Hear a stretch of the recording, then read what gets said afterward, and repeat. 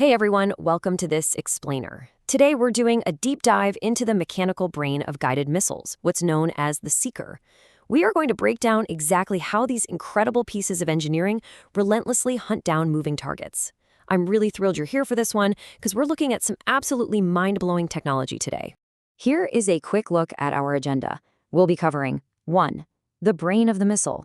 2. Anatomy of a Seeker. 3. Mechanics, specifically gimbals and stabilization. 4. Optical versus radio frequency.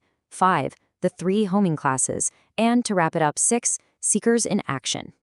All right, let's jump right into section 1. The brain of the missile, the ultimate solution to striking evasive aerial targets. Think about this for a second. How on earth does a missile actually hit a supersonic, highly evasive target? I mean, for decades, hitting a fast-moving aircraft from the ground or the air was this incredibly massive engineering challenge. You can't just point and shoot it like a rifle, right?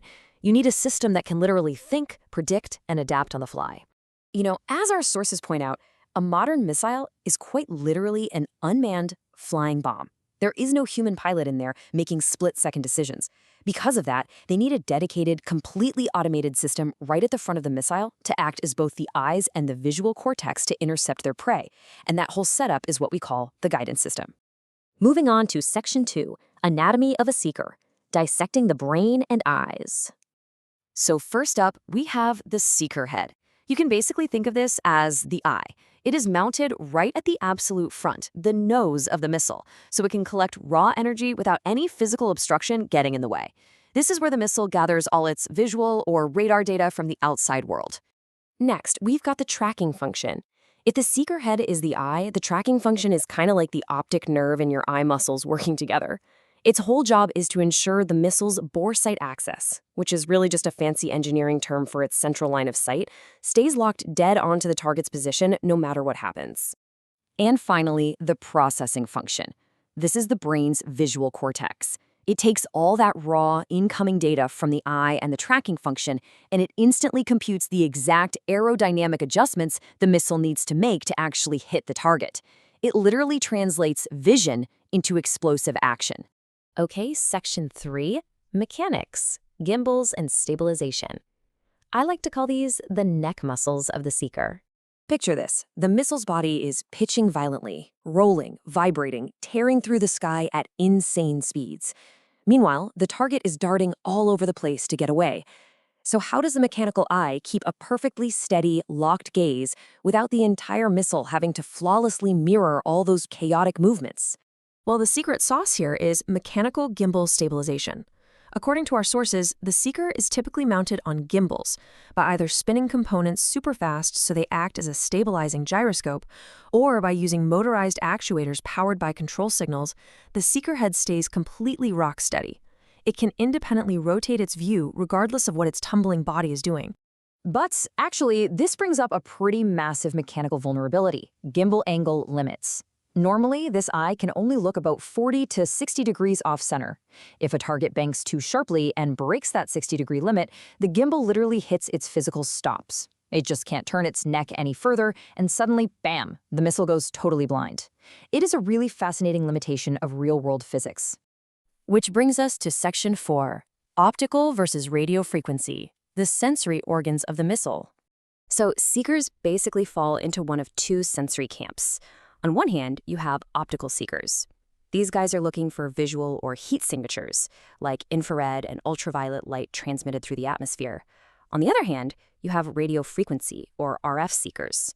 These essentially act as mini radars, listening for reflected radio waves bouncing off the target. It's basically the difference between hunting by sight versus hunting by echolocation. All right, Section 5, the 3 homing classes, and how these seekers actually acquire their signals. The absolutely crucial thing to understand here is where the signal originates. There are 3 main classes. First up, active seekers. These bring their own radar flashlight. They illuminate the target themselves and catch the bounce back. Then, semi-active seekers. They rely on someone else, like an external ground station, to hold the flashlight while the missile just rides the reflection in. And finally, passive seekers.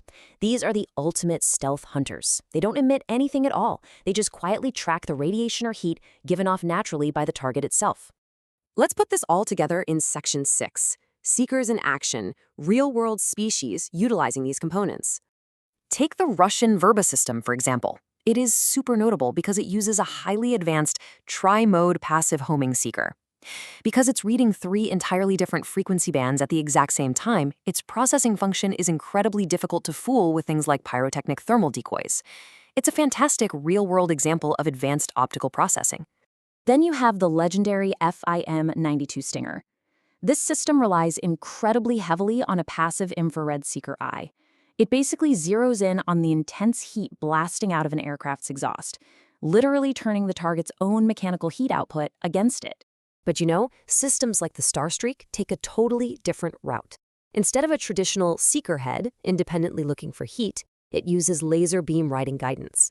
The target gets tracked by TV and thermal cameras from the launcher, and the missile literally rides a projected laser beam all the way down to impact. Pretty wild, right? So, whether we're talking about a laser-guided RBS-70NG or massive multi-missile canister networks, the core engineering principles are exactly the same. It is the seamless integration of these seeker heads, the complex tracking gimbals, and those lightning-fast processors that makes modern defense even possible. It's a total marvel of engineering, working in perfect sync. And that brings up a really fascinating final thought for this explainer. As modern aircraft get stealthier and stealthier, drastically shrinking their radar and thermal footprints, and as countermeasures keep getting smarter, how are the processing brains and mechanical eyes of tomorrow's seekers going to keep up? Are we looking at a future driven entirely by artificial intelligence, or maybe entirely new bands of the electromagnetic spectrum? It is an absolutely relentless technological arms race. Anyway, thank you so much for joining me on this deep dive into seeker mechanics. I hope you found it as mind-blowing as I do.